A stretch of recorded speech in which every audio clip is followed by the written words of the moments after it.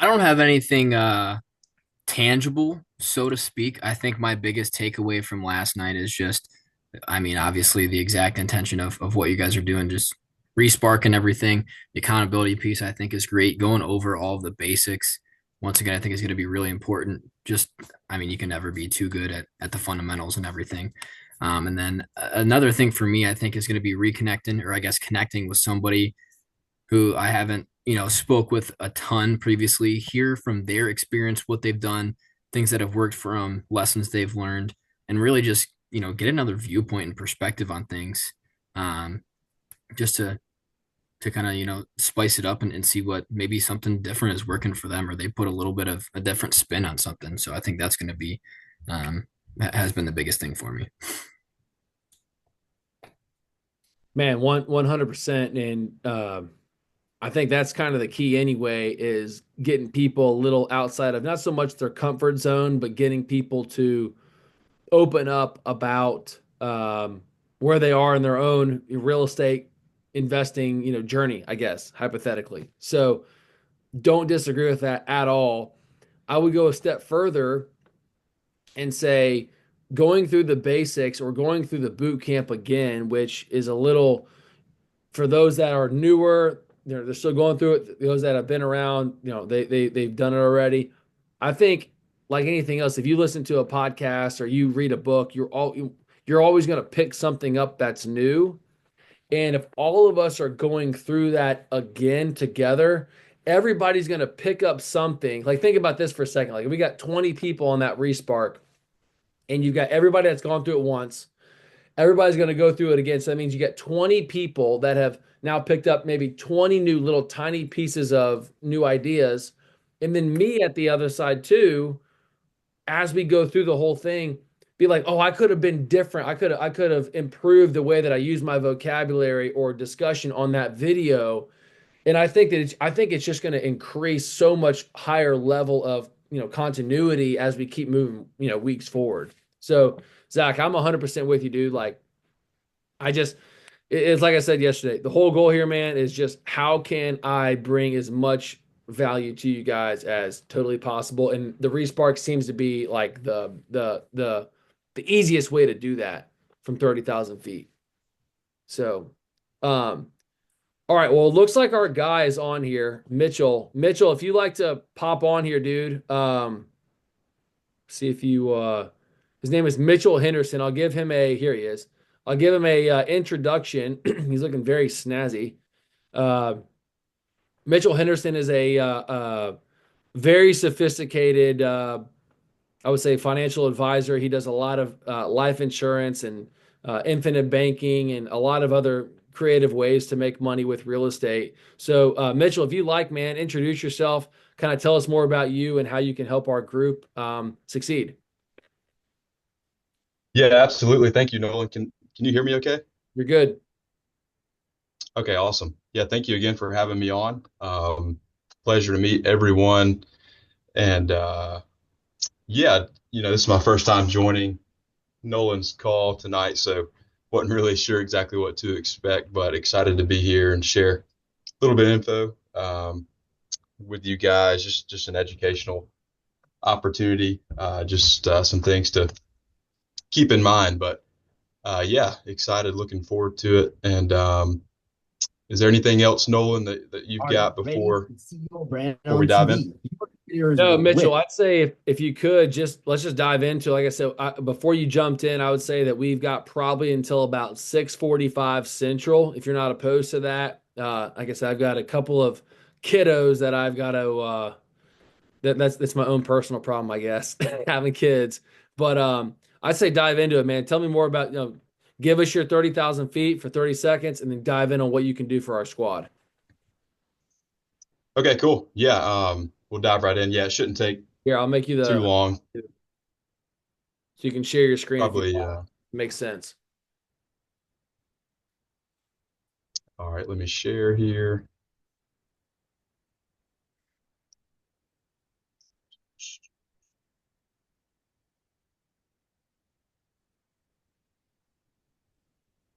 Love it. Go for it.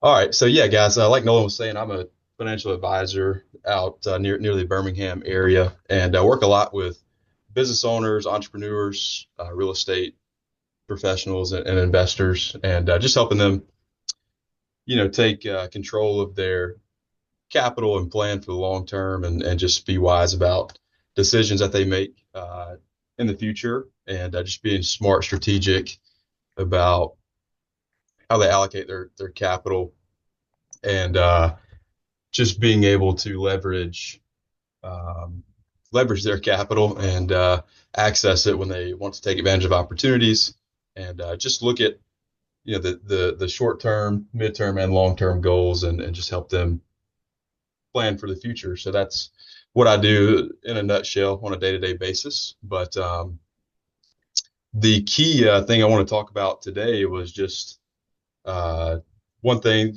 a foundational element to your uh, to your assets, to your balance sheet, and that's um, looking at different areas of opportunity that especially real estate professionals and real estate agents like to take advantage of, um, to just give them more control and in use of their capital, and just really leverage cash in a way that historically probably weren't taught in school or in college, or in your upbringing. So like I said, today is just quick educational opportunity. Wanted to hop on and share, and I think what this will do is just better equip you guys with the tools and resources um, to leverage these unique vehicles and just make wise decisions. So um, with that, I just wanted to, and also before I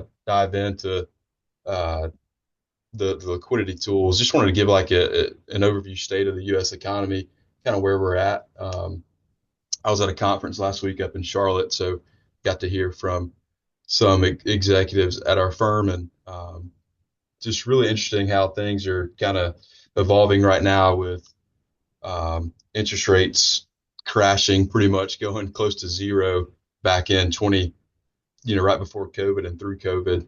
So, that obviously spiked buying, and spiked prices as far as real estate in the U.S. And then the Fed came out and said, well, hey, we're going to raise interest rates to,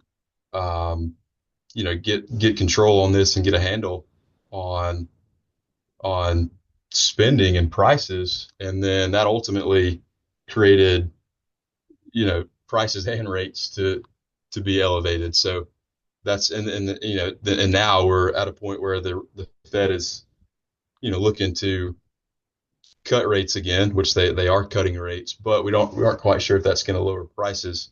And in my opinion, it probably will not, based on where prices are at, and if rates are lower, that borrowing becomes more attractive. So I just think people are going to start buying again, and I'm not sure where prices. I don't think prices will decrease heavily. I mean, they might reduce a little bit, which it seems like they already have a little bit, but um, just certainly. But Mitchell, question. I don't mean to interrupt. I Yeah, kind of do. My question is, how does interest rates affect us as investors?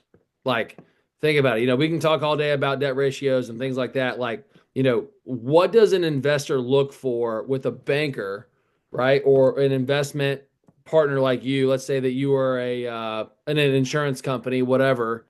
How does somebody make a decision to buy a $2 million building when in regards to debt?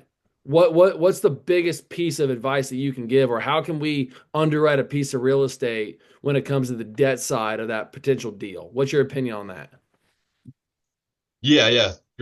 Great point there, Noah. Yeah, I mean, the biggest piece of advice that I would give is, trying to create a positive arbitrage, within that interest rate, or with the cost of borrowing. So Can if it you was going to, elaborate on that? What is arbitrage? Can you give us like a 30,000 foot view of what that means? absolutely. So if your interest rate on the mortgage was, say 6.5%, um, and the loan interest rate was 7%, but you could you could basically invest that money and get 8%, then you're creating a, 50 basis points of positive arbitrage. So it's not costing you anything to borrow. So that's the biggest piece of advice I would give is, we know that we can refinance later if rates are lower. Um, but there is closing costs essentially, to refinancing. But that's the biggest piece of advice that I could give, is sort of talking to a professional and engaging where the market's going to go, um, and what opportunities are best to take advantage of. So, does that answer your question, Nolan? Not really. Here's what my opinion would be is for those to kind of run through what Mitchell was saying, for those that are trying to figure out, okay, interest rates, the market, up, down, and sideways, whatever. Number one, when you guys look on your pro formas, make sure that you know the interest rate that's blue, when you look at how you're underwriting it. Remember that there's a loan constant. Loan constant is the most important piece when you're underwriting that piece of real estate, because when the interest rate is just one part of it. Interest rate is only if you borrow money for interest only. You have to always couple it with principal when you repay that debt. So if you're going to borrow money at 7%, you got to look at your loan constant, which couples the principal repayment for that particular, that whatever the interest or the amortization that you use. So it's always the longer the amortization. So let me do this. Let me just show something real quick. I don't know how to recapture my recapture. I want to just show you guys what I'm talking about so you guys can see what I mean for interest rates. Can I show this real quick? How do I'm trying to figure out how to recapture Yeah, it. I made you the host Okay, again, cool. Dylan. So Thanks. All right, cool. All right, so just check this out for a second. So just so everyone can see this, just so everyone can be aware, like what Mitchell's talking about when it regards to interest rates. So let's say this is a $4 million building. The monthly rent is this, the interest rate, cap rate is that, whatever. I want you to look at this for a second. This interest rate of 7.25, right? Notice how this is different than your loan constant. Okay. Your loan constant is going to be different. This will actually decrease if I increase the amortization. Watch this. Hope my computer loads. There it goes. There it goes. So look, what that means is that although I'm paying more interest, what's actually happening is I'm paying less per year or per month towards that global amount of debt. Okay. So when you're underwriting deals, make sure it's always 20%, amortization. So this is that blue number, which is again our variable. I like to keep things at 20. You can always go to your local lender and see if he can check it at 25, depending upon the structure and everything. But most importantly, underwrite your deal at that loan constant, which is your interest and your principal repayment. And as long as that number checks above your cap rate, that should always check your debt service coverage ratio, which is again one of our main number one go-to. So obviously this is a tight deal. Like this doesn't even make sense at this point. You got a 9.4, I mean, this doesn't make sense at all. So I would never buy this building, of course. But most importantly, what I want to get at and what Mitchell could introduce us to is, give us an opinion on interest rates. But most importantly, when you are underwriting deals, know that the interest rate is just a piece of it. The loan constant is truly your cost of capital. That is your cost. So knowing that moving forward, the interest rate is one thing. If you can get interest only, yeah, it's 7%. But when you're borrowing money for 20 years, your loan constant is your true annual cost of capital. Just to be clear on that. So, Mitchell, back to you, man. Sorry about that. no worries. No, that was great. Yeah, piggybacking off that, I mean, the we always want to look at the cost of borrowing, the long-term impact of um, your interest rate, taxes, inflation, and all that. But I think the the kicker is being able to, maximize your returns, based on the liquidity or the asset that you borrow against. So we know that, the wealthy people in our country, invest in assets and borrow against them, right? And you know, a key strategy that I found is, leveraging cash value inside of whole life insurance policies uh, to give you liquidity, use, and control of your capital, and give you a pedestal to borrow the money from yourself. And that, there's a lot of advantages and pros to doing that. And I'll pause there. Nolan, do you want to piggyback anything there, Sure. or? Yeah, yeah, of course. Yeah. Again, guys, look, this is not about this is not the Mitchell show. This is not even my show. This is just one of those ways that anybody that's wanting to use capital, is it more efficient to use your own or is it more efficient to use the insurance companies? It's a math equation, end of the day. So anybody can do, deals with their own cash, right? If you had $1 million in a checking account, which we can show some math. Let me again, I'm going to share this again. I'm trying to pull this up even on my I believe I even have it somewhere. This is my family at the beach. I don't know where it is exactly on my let's see here. I got it somewhere. I might have deleted it. Who knows? Well, whatever. That's not the point. The point is that when you are investing in a piece of real estate, I even got everyone has it on their own pro forma. You have this infinite banking little calculator over here. You can do the math yourself. Most importantly, infinite banking is not going to make you rich. You are not going to become wealthy from a life insurance contract. Your beneficiaries are going to be much better off. This is not about, a life insurance policy call or whatever. But most importantly, if you use the life insurance company's money to invest in a piece of real estate, you are going to be so much further along regarding cash on cash return than you would be if you were using your own capital. Meaning, if you had $1 million in a checking account, or call it 10,000, it doesn't matter what the number is, add or take away zeros.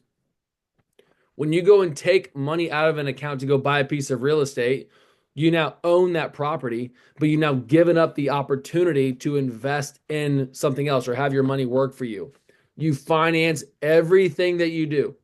You either pay cash, or you borrow someone else's money, you pay them back with interest, or you pay cash and you give up the ability to earn interest. It's one or the other. Nope, it doesn't matter if you're Elon Musk or President Trump or anybody else. Like, it's one or the other.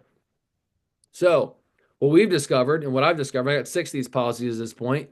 And if you're not doing it already, I know we have a couple people in our group that are doing a gangbuster. I know Ariana's got like 10 policies. She's on fucking fire. She's a killer. So a couple other people, Greg DeLesio, Zane. I mean, it's crazy. Once you get to the other side, you discover how impactful it can be. Once you understand it, you discover like, well, what if I just ran every dollar through this thing? And that way I'm compounding on this amount of money for the rest of my life, and I don't pay taxes and I don't interrupt any compound interest. And I don't have any money exposed to litigation, which is another thing. So I don't look at this as a get rich quick. I don't look at life insurance as a solution to your problems. It's just a better warehouse for capital and a better dry powder warehouse for just cash than your checking account. I've been sued before. I bet everybody's been sued before. If you're in real estate for long enough, it's inevitable. I had last year, before I sold all my houses 2 years ago, all my houses, I had a lady get bit by one of my tenants' dogs. It's the most down the middle of the fairway residential property owner thing of all time. And it happened to me. And what do you know? They couldn't come. What State Farm negotiated was $2,100 because I showed no assets. I showed I had no money because all of my money was either in a trust or in life insurance. So I'm not a martyr. I'm not trying to say that I'm better than anybody else, but when it's done properly, and Mitchell, maybe you can go a little bit further on this. when you structure it properly and put the money in it properly, it is not impossible, but it is ironclad difficult to extract any amount of money out of your life insurance or a trust or anything in between. Do you have an opinion on that, Mitchell? Yeah, absolutely. Yeah, you know, it's just a good, it's also a good diversification tool as well. I mean, you know, a lot of real estate professionals, you know, a lot of the times their money is all tied up in real estate. Or, you know, and we know that we want some money on the roller coaster in the market, you know, and equities as well. But leveraging the cash value in the life insurance is just a tool. It's safe, it's guaranteed to grow, and it just can't be replicated in the real world. I mean, and a lot of my real estate clients are already market adverse for a couple of reasons, but number one being they think they can get better returns in their real estate portfolio, and you know a lot of times that's true. But number two is like what Nolan was saying is you know we don't want to follow the traditional approach of saving up cash, spending it down, saving up cash and spending it down. So that creates no liquidity and you know essentially puts all their money tied up into real estate. So what I share with them and you guys is a tool to be able to utilize the cash, invest in something that's safe, guaranteed to grow, and that you can, you know, borrow from yourself, whether that's through policy loans or open up a line of credit with the bank. But the most attractive option is going to be through policy loans, and basically just serves as a bridge loan, and without getting the bank involved. So you become your own banker, and you know, really just a strategic and efficient way to leverage your capital. Your capital continues to compound inside the policy, and you can use the insurance's money to take advantage of a deal. So that's the main thing with cash value and why wealthy people utilize it to buy real estate. Um, Who has a but question for Mitchell? Anybody got a thought or question for Mitchell or I about this insurance company or idea, whatever? Again, it doesn't have to happen overnight. This is kind of the week 3 on the boot camp for those that are there already that have not got there or whatever. This is just another strategy. It's not going to make you rich. Cannot stress enough that insurance will not make you rich, but it's a better location for capital, straight up and down. There's no taxes and there's no litigation. So, does anybody have a question for Mitchell? We got about 10 minutes. I know I'm sorry, I got to cut this one short, but I got a question, Mitchell. yes, Ariana over here. yes, ma'am. Hey, ma'am. When you're using say you want to use your capital from your policy, so it would be a loan. Because I have a few policies. Um, are there other strategies? Because I'll give you a quick example easily. Like, we'll buy all of our cars cash. So you go spend $80,000, give it to them cash, and then you pay yourself back. Is that basically what you're saying? Or because we've had these policies for quite some time and they've grown and there's cash in there. And and that's why I'm getting into this, because I've told my husband, how do we grow? How do we grow? We have property in Texas right now, and that's residential. So I was thinking first to go residential, but then I've stumbled upon Nolan's videos and I'm like, wow, I think this is the way to go. But in essence, you basically have to have the cash loan that money in to be able to be loaned, correct? Like there's no other way unless you're, I mean, because how my policy or how I've been taught is you've got your cash flow, you've got what's in your policy and what's available to be loaned. So if you have $100,000 in that loan, you could pull that out and that's it, or can you pull out more depending on what kind of policy you have? yeah, that's a great question, Ariana. So typically they're only going to let you borrow up to the amount that's available, that the amount of cash value that you have. Okay. But there are a couple different ways you can access the cash value. You can go purchase a car. With cash value, you can buy a piece of land. You can pay for college. You can essentially do whatever you want with that cash. But there's a couple different ways you can access it. you can do a surrender to where it dollar for dollar reduces the death benefit, or you can borrow against the policy as a bridge loan with the insurance company. And that's, the idea there is you're going to be putting the money back into the policy. So So are you that saying you can strat, borrow more than what you have in your available cash? Is that what you've done, Nolan, or it's just because I'm trying to think of. No, not stepping on your toes, Mitchell. What you do is you put money into it, and it's the same way. Think about yourself as a home equity line of credit. If you have a $500,000 house, hypothetically, and you and your husband have a $200,000 of equity or ownership, you've been making mortgage payments every month. There's some money that goes to interest, but some of it goes to principal. So you build ownership. You and your husband Eric want to go and redo the kitchen. You borrow against it. You borrow $50,000 to go fix the kitchen, hypothetically, or to go on a trip to New Zealand, whatever this is you want to do. Well, then what the insurance company does, or what the bank would do in this situation, is they put a lien on your asset. And the asset is the piece of real estate. That's all it is. It doesn't interrupt the appreciation of your home. Your home continues to compound and grow because really real estate's value based upon the comparable sales. Like, based on where you are tomorrow, in 1900, whenever your house was built, maybe it was earlier, maybe it was before, I don't know, whatever, compared to where it is more valuable than what it was when it was built. Like, let's just be honest. It's gone up in value. Life insurance is identical, only it's guaranteed. There's no market volatility in whole life insurance.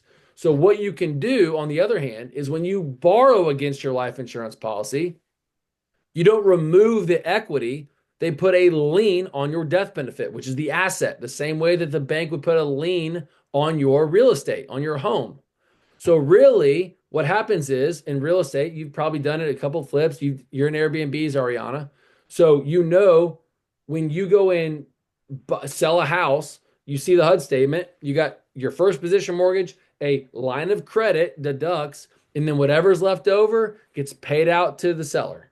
The same thing happens in life insurance. You got this $5 million of death benefit. You got $2 million of cash value. You borrow it all out to go buy a building. You do whatever. You pay for college. You go on trips. You buy a plane, whatever.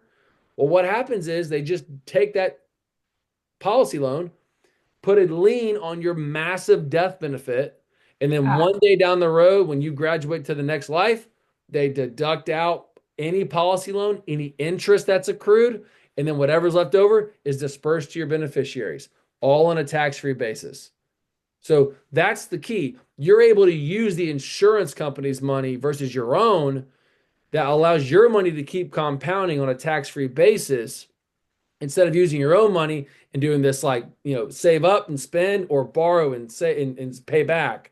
And you never get anywhere with your cash. Instead of here, your money just continues to grow. That's kind of what I've discovered. I think that's what Mitchell would agree that's what we're all trying to achieve. Am I on the same page? yes. Yeah, exactly. Exactly right. And even if you had $100,000 of cash value, and the cool thing is there's no set amount you can put, if you wanted to start with $1,000 a month or $100,000 a month, or a year, or whatever the schedule is, there's flexibility with your contributions. But if you had $100,000 of cash value, even if you borrowed that 100,000, your $100,000 in the policy is still compounding at 6% a year, although you've used that money to invest in another asset. So you got two things working at once versus just one-on-one. It's not going to make you rich. Again, it's just adding another asset to your balance sheet. And another thing too, that what we discovered with some of our other business owners and all of y'all that are doing this already, you've already might be doing it. We have a couple clients that do this already, is they use their death benefit as an account receivable on their balance sheet and all their profit and loss. So that way they can use that as part of their EBITDA if they ever decide to sell their business.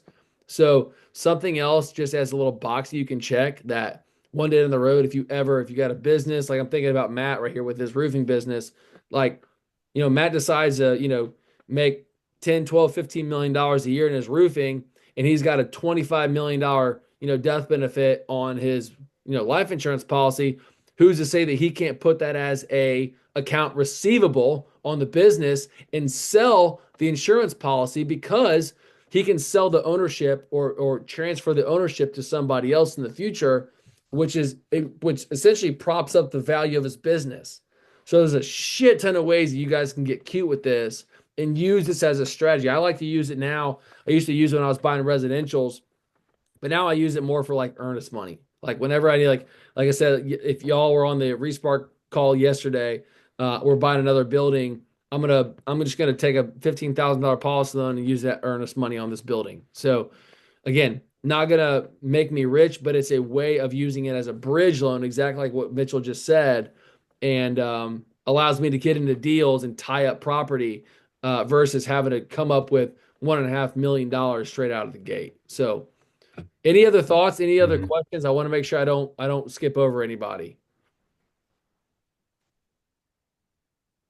I have a question.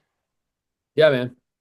So I saw on TikTok you made a video about that deal that you just get under contract or you're getting under contract over there. I think it's in the same area as the one that you bought most recently as well. I was Yes, wondering if you, yes, it's amazing. yeah. I love it. Well, I wanted to hear kind of like some more details just about that whole, how that happened and how that worked out. If you want to share that, I don't know. Yeah, sure. I can't tell if you're doing push-ups or you're doing jumping jacks or whatever. Look like you're working I out. was, I am. I don't Love want to it. be a douchebag, but Yeah, yeah. very, very, very simply, guys. I got a new deal under contract, which we can go over maybe again, if it's not tonight, the next call, whatever. I don't want to steal Mitchell's parade here, but very simply, in a way, we can maybe underwrite this together in the next maybe the next Respark call. I'll go over it a little bit more. Got a new building under contract, $1.35 million, 16,500 square feet. It's right next to the building that I purchased back in September, the one that I had the seller leave money in the deal. For those that are in Birmingham, it's in Leeds, Alabama. It's like Northeast Birmingham. And the tenant is publicly traded. I'm really excited about it.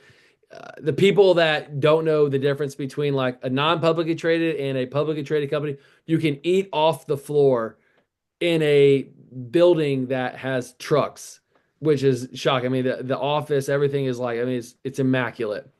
And so we got that building under contract. I actually was with my banker last week. We sat down and discussed the terms of the debt. He didn't even we it was very preliminary, and he's like, "Well, let me just do this. How about I just give you a term sheet? You don't shop it at any other bank." And I said, "Well, you got to give me the best terms." He's like, "I'll give you the best terms if you don't shop it." So what I'm getting at is that relationship with your banker is going to be huge, because now I know I've already got the debt. Now the next step for me and the next step for everyone here to think about is all about how you can start raising the capital. So the way that I'm going to start raising the capital is going to every one of my infinite banking clients. Everyone that's a part of that's a client already that understands cash on cash return is the high end, mightiest way of investing. I'm going to position or pitch my deal to them, and that's neither here nor there. But that's the opportunity that people have to invest in my opportunities, my deals, same way as y'all, by being our client. So Zane, I would say this. We don't have the deal dialed in yet, but once I have everything of I've submit the earnest money, everything, then we will be getting together and discussing like the details and raising the capital and the actual, pro forma and everything like that. So I appreciate you asking that. Yeah, nice.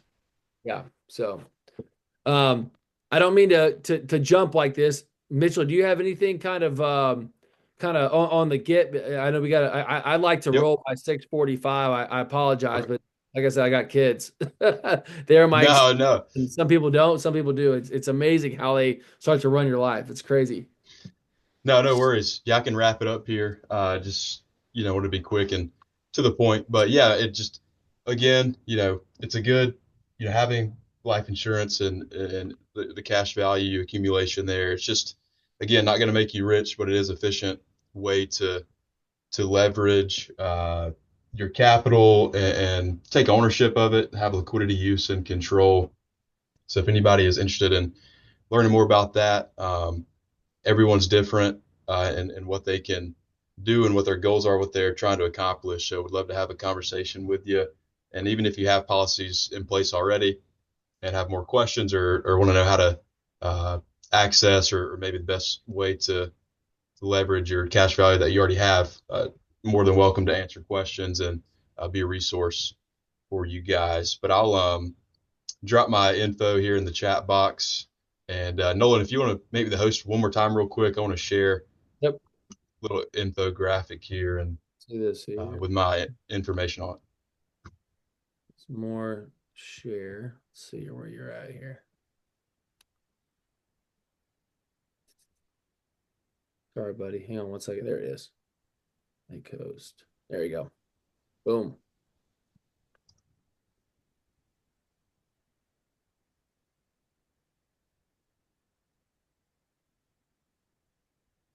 Yeah, nice. Here's my contact info. If anybody wants to take a photo or jot that down, feel free to reach out. And we'll talk about if doing something like this is right for you. And it's just a good utility player to have, on the field at the end of the day. So we'd love to discuss strategies and ways that we might could help. And what we'll do too, Mitchell, is we'll put your information on our school, which is kind of our platform that we kind of share every day. And that way when that information comes through, you're able to reach out directly to somebody that gets with you if you're good with that. Perfect. Sounds good. Thank you for having me on again, Nolan, and pleasure to meet all of you.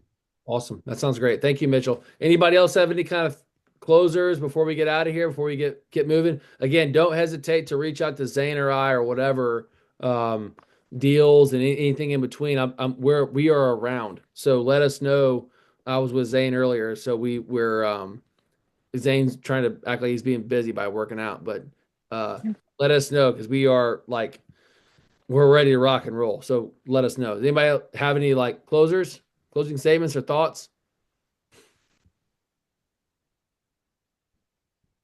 Just a quick question. So I'm looking at deals. I mean, I'm on week 4, I would say, of starting everything. Yeah. What I know you said in the past that don't worry about the price of it, but when you're talking to brokers, what price should I say starting off? Or, Yeah, no, totally. So what I like to do, and this is developing your relationship with your broker, which is a big key out of the gate, which is I've discovered for myself. Your broker will you develop your appetite for what you want, the types of property, the light industrial, the commercial, the triple nets, the whole thing. What I like to do is develop a game plan of 10 to 40,000 feet, 16-foot ceiling heights, multiple roll doors, less than a mile off the highway. When you find that type of property, that type of building, then you can begin to reverse engineer yourself into that offer price based upon our kind of must-have financial metrics, which is that 10 cap, 1.4 debt ratio, and 10% cash on cash return. So the way that you do this is when you find that piece of real estate, you make an offer based upon your underwriting. And you can also, like I said, there's the building that I'm offering that we're going under contract on today is actually below a 10 cap. And I'm doing it only because the tenant is publicly traded and also their lease is up for renewal in 12 months and the rents go up 10%. So it's going to be like an 11.5%. So there's a couple outside factors of it. But the kicker is, I'm not going to tell you what to do, but my recommendation simply is when you find the right physical attributes of a building, then you reverse engineer yourself into the exact financial metrics that you need, and then you die on that hill. Die on the hill, and it's not going to happen overnight. I promise. It's even the deal I walked with last week with Sam. She was asking a 6.5 cap rate. So we walked her down $450,000 in the last 96 hours, on this one lady, on this one deal. So just know that it will not happen overnight. But when you find that right deal, the only reason I say this to Ariana is, and this is for everybody too, just hear this for a second. when you go and get out of your must-haves, I was talking to another guy yesterday, another investor who's a lot bigger than I am, was like, anytime you get out of your game, you're driving down the highway and you start to deviate around a little bit. When that happens, because you feel like you got to do a deal, you feel like you got to like close a sale, whatever.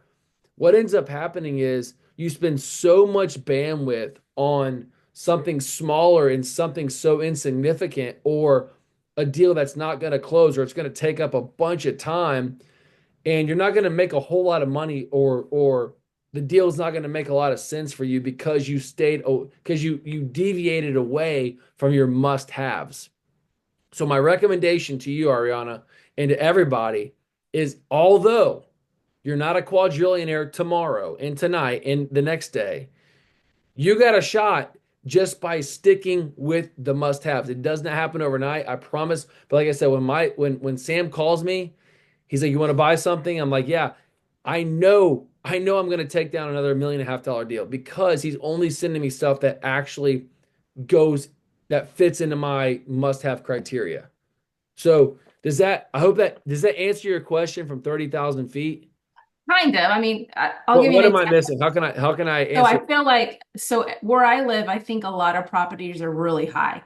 So I saw a property and they are listing it at 4.9 million, and it meets, They're offering it yes, at a price. They're they offering offer it it. that.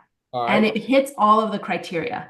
Okay. And it also has like a huge, like ADT's renting it. They're already, I think they're in it for another 8 to 10 more years. Um, but if you reverse engineer into it, and I'm still like trying to really understand this pro forma 100%, Yes. I'd be I'd have to ask like $2 million. So that's Yeah. lowballing them at 3 million off. Is that normal to do that? It's definitely not normal. Meaning, when you have especially a publicly traded company that's in there that is, and you have a seller that thinks their building is worth whatever. I mean, you do the math. I mean, even if somebody else came around, if it's a $5 million building and it's throwing off whatever the number is, and the cap rate is 5%. I mean, anybody borrowing money, I mean, you can't just nobody can justify it. So the only buyer, and this is candidly, it's not, that deal is not going to be for you. It's just not, unless that you are a 1031 person or you are a teachers credit union fund. Like you can't, we can't show up with cash where they only have to just use it or lose it kind of money. And so I hate it, but it's just reality. Like, trying to find deal. This is not directed at you, Ariane. I'm just saying, like, in general, it's not going to be for me. It's not going to be for Zane. It's not definitely not going to be for me. It's Why? Because you have to ask for so much? I would just, I'm curious, like, whatever the rent is, if it's a $5 million building and the building's throwing off 350,000 a year, which is a 6.5 cap, you it's impossible to make that deal cash flow unless interest rates are at zero. It's impossible. Like, Yeah, it's saying debt the just NOI is a yeah. 201. What is it? It said that the NOI is 201,676, Yeah, which is, and they're asking 5 million. 4.9. Yeah, they're asking. I mean, they're asking $5 million, and they're. I mean, if you ran that number on your pro forma, you borrow $3.5 million. Your debt service is going to be 300 plus thousand dollars. I mean, it's a negative debt service coverage ratio.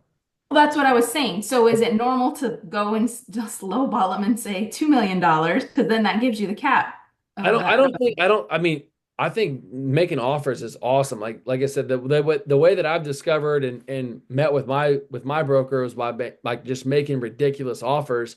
Because there's another guy in our group, and Zane can actually account to this. Johnny, he made an offer. He's down in like South Florida. He's like Fort Lauderdale. He made an offer on a building. They told him to kick rocks. They actually told him to never talk to him again. The seller at the time got so emotional, he started to like have the shakes. Zane can verify this. He had like Mhm. the shakes. He was so rattled the fact that some random dude offered him a low ball price, which sounds ridiculously immature, but whatever.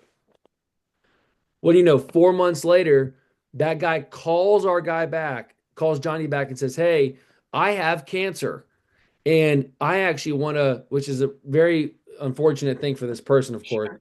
But what I'm getting at though is that you just never know by making offers. He said, "Hey, I'm much more open now than what I was. I'm much more motivated than I was 120 days ago." You know, Hmm. and now I don't know the latest on this. Zane does more than I do, but most importantly, you never know by just making offers of what's going to happen. You just never know. You never know. But stick to your guns, because what's going to happen is they're not going to get their price. I mean, it is impossible to flip something at a 5 cap with interest rates in the sevens. It's impossible unless And somebody's over the top with all cash, and it'll be totally foolish for them because they can go find something. They can go find a Home Depot for cheaper, for a better price than that, you know. So yeah, I mean, that's my and you can look all over the country and find deals that have extremely low cap rates all over the country, right? Like the point is that those deals are just not for us in particular, or not really probably for any investor for that matter. They might be more for people who are business owners who are trying to move their business into that property and actually go borrow money, not to make a spread or anything, but instead more just run their business out of and just service debt. So they are just simply not motivated. They're listing it on these websites, just to see if anybody would take a bite. And you can take a bite, right? And the worst thing that can happen is that they don't accept your offer. The best thing that can happen is that they come back and you guys start negotiating. So just because this one deal is asking such a low cap rate, I don't think that should um, umbrella all the deals in the country or all the deals in your area for that matter, to say that like every single deal is going to be asking that same cap rate, or that every single deal is going to be that closed off to a better offer, for example. Like Mhm. I think you just got to keep the search going is what I'm trying to say. agree. Yeah. The show goes on. I think it's great. I love what you said, Zane. A lot of those users that are buying property at like 5 caps are not going to be actually purchasing it as a owner user, but more, or I'm sorry, as a investor, but as a owner user, where they all they think about is what's the actual debt ratio. They're not looking, or they're looking at what's the debt service, not the actual debt ratio. So there's a couple of ways that different people underwrite deals, you know. So don't worry so much about those big conglomerates that are buying those, because we can't compete with them when they're suppressing cap rates like that. So just our opinion, my opinion at least. Anybody else? I'm already a little late, but that's okay. This is kind of what makes it fun. I enjoy this. So anybody else before you get moving tonight? Anybody else? Hey, I walked a property today with a guy Yeah, man. and put in an LOI. Um, yeah, that's it. That went pretty good. Let's go. Nice. I'm really close with the broker. I feel like we really built more of a better relationship today from walking the property. Awesome. And yeah, that's cool. Dude, that's a good win right there. Let's It's go. little things like that which will give you confidence, where you're like, wait a minute, that wasn't that hard. I can do that again. It's repeatable.